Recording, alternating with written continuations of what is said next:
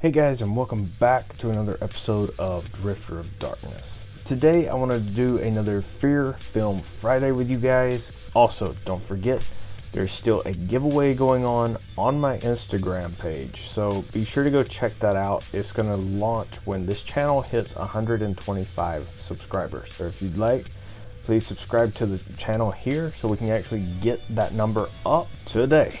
A review of the movie that I had mentioned in last week's Drifters Acquisitions video called Sargad. Now this one was a DVD that I acquired from Sarah at Bitches of Horror. This movie itself, I would put it similar or something more like a modern take, or I don't even know if it's modern, just another type of take on something like I Spit on Your Grave. While this isn't necessarily a rape revenge movie, it is still a revenge film, and it's happening in the same kind of order, same kind of manner as something like I Spit on Your Grave.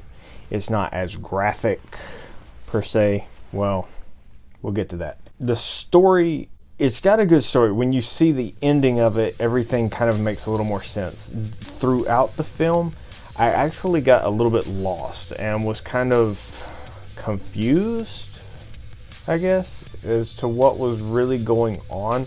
It made a little bit of sense while it was going, but then the general idea of the story itself, I was kind of left in the dark on. But it doesn't mean it was bad, it was just a little confusing throughout. But once you see the ending, it kind of all sums up. So the story was a pretty good story. It was something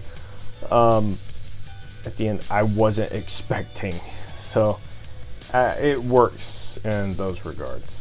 The acting in the film, a little inconsistent. It's good in some places, not so good in others. I can think of a scene towards the end where it's a little bit more of the reveal and like the final revenge scenes that's a little, it could have used a little more polish, but overall decent. It was decent throughout. The pacing of the film could have been a little bit faster. The drawn out dramatic scenes could have been shortened just a little bit, and I think overall it probably would have helped the movie be just a little bit quicker and a little more on the edge of your seat, because for the first, I would say, half of the movie or so, you're kind of like, okay, what's gonna happen, what's going on.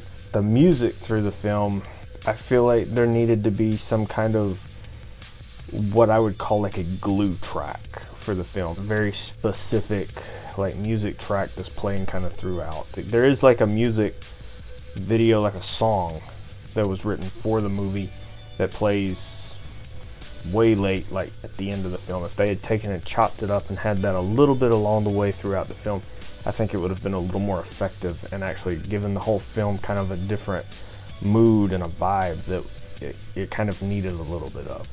The quality of the film, it was alright. It wasn't super clean, super polished camera shots, but the angles, a lot of the angles were pretty good and they worked. For it to be really like a really high quality film, it needed to be a little more crisp looking on the cameras, but a lot of that, when you're dealing with this kind of stuff, it comes down to what's in the budget for the film. So that's understandable, but it's at the same time, it's not as top notch. But this is an indie horror, I guess, well, exploitation type film, so it's not as, in some ways the graininess of the film kind of added a little bit more to the grit. I'm not gonna knock it a whole lot for that because it fit with the mood. So the thing that I do want to touch on is the blood aspect.